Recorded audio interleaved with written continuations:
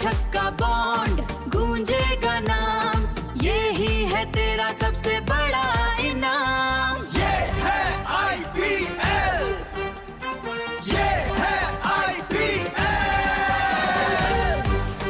ನಮಸ್ಕಾರ ಕರ್ನಾಟಕ. IPL ಹಬ್ಬ ನಾಳೆಯಿಂದ ಶುರುವಾಗ್ತಿದೆ. ಆದ್ರೆ RCB ಪಾಳ್ಯದಲ್ಲಿ ನಡೆತಿರೋ ಬೆಳವಣಿಗೆಗಳು ನೋಡಿದ್ರೆ ಈ ಬಾರಿ ಏನೋ ದೊಡ್ಡದಾಗಿಯೇ ಪ್ಲಾನ್ ನಡೆದಿದೆ ಅಂತ ಅನಿಸ್ತಿದೆ.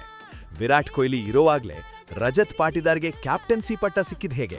16,705 ಕೋಟಿ ರೂಪಾಯಿಯ ಈ ಬೃಹತ್ ಸಾಮ್ರಾಜ್ಯದ ಹಿಂದೆ ಇರೋ ಆ ಲೇಡಿ ಬಾಸ್ ಯಾರು? ಮತ್ತು ನಾಳೆಯ ಪಂದ್ಯಕ್ಕೆ RCB ಬಚ್ಚಿಟ್ಟಿರೋ ಆ ಸೀಕ್ರೆಟ್ ಅಸ್ತ್ರ ಯಾವುದು? ಈ ಎಲ್ಲ ಎಕ್ಸ್ಕ್ಲೂಸಿವ್ ಅಪ್ಡೇಟ್ಸ್ ಇವತ್ತಿನ ವಿಡಿಯೋದಲ್ಲಿದೆ. ಮುಂದುವರಿಯುವ ಮೊದಲು ಒಂದ್ ಮಾತು. ಈ ಮಾಹಿತಿಯು ಸೋಷಿಯಲ್ ಮೀಡಿಯಾ ಟ್ರೆಂಡ್ಸ್ ಮತ್ತು ಇತ್ತೀಚಿನ ವರದಿಗಳ ಮೇಲೆ ಆಧಾರಿತವಾಗಿದೆ. ಇದು ಕೇವಲ ನಿಮ್ಮ ಮಾಹಿತಿಗಾಗಿ ಮಾತ್ರ, ಅಧಿಕೃತ ಸುದ್ದಿಯಲ್ಲ. ಮೊದಲನೇ ಇಂಟ್ರೆಸ್ಟಿಂಗ್ ಸುದ್ದಿ ಅಂದ್ರೆ ಮಾಲೀಕತ್ವ. ವಿಜಯ್ ಮಲ್ಯ ಅವರ ಕಾಲದ RCB ಈಗ ಕಂಪ್ಲೀಟ್ ಚೇಂಜ್ ಆಗಿದೆ.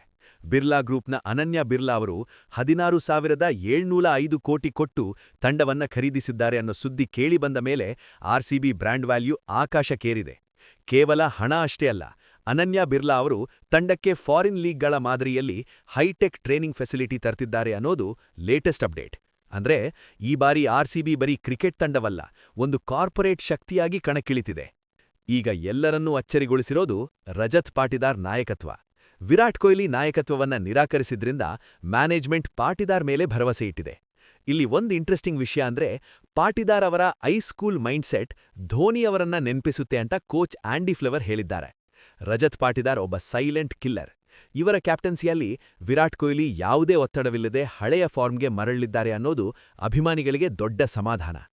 ತಂಡದ ಆಯ್ಕೆ ಪೂರ್ತಿಯಾಗಿದೆ. ಆದ್ರೆ ನಾಳೆಯ ಪಂದ್ಯಕ್ಕೆ ಒಬ್ಬ ಮಿಸ್ಟರಿ ಸ್ಪಿನ್ನರ್ ಅಥವಾ ಒಬ್ಬ ಯುವ ಎಕ್ಸ್ ಫ್ಯಾಕ್ಟರ್ ಆಟಗಾರನ್ನ RCB ಗುಟ್ಟಾಗಿ ಇಟ್ಟಿದೆ. ಹರಾಜಿನಲ್ಲಿ ಕಮ್ಮಿ ಬೆಲೆಗೆ ತಂದಿರೋ ಒಬ್ಬ ಪ್ಲೇಯರ್ ನಾಳೆ ಇಡೀ IPLಗೆ ಶಾಕ್ ಕೊಡ್ಬೋದು ಅಂತ ಮಾತಾಡಿಕೊಳ್ತಿದ್ದಾರೆ. ಇದರ ಜೊತೆಗೆ ಬ್ಯಾಟಿಂಗ್ ಕೋಚ್ ಆಗಿರೋ ದಿನೇಶ್ ಕಾರ್ತಿಕ್ ಅವರು ಆಟಗಾರರಿಗೆ ಲ್ಯಾಪ್ಟಾಪ್ ಕೋಚಿಂಗ್ ಅಂದ್ರೆ ಡೇಟಾ ಅನಾಲಿಸಿಸ್ ಮೂಲಕ ಹೊಸ ತಂತ್ರಗಳನ್ನ ಕಲಿಸಿಕೊಡ್ತಿದ್ದಾರೆ. ನಾಳೆ ಮೊದಲ ಪಂದ್ಯ. ಹೊಸ ಮಾಲೀಕರು, ಹೊಸ ನಾಯಕ ಪಾಟಿದಾರ್ ಮತ್ತು ಹೊಸ ಸಿದ್ಧತೆ. 83 ಕೋಟಿ ಬಜೆಟ್ನಲ್ಲಿ ತಂಡ ಅದ್ಭುತವಾಗಿ ರೆಡಿಯಾಗಿದೆ. ಇಲ್ಲಿ ಒಂದು ಇಂಟ್ರೆಸ್ಟಿಂಗ್ ವಿಷಯ ಅಂದ್ರೆ ಅನನ್ಯ ಬಿರ್ಲಾ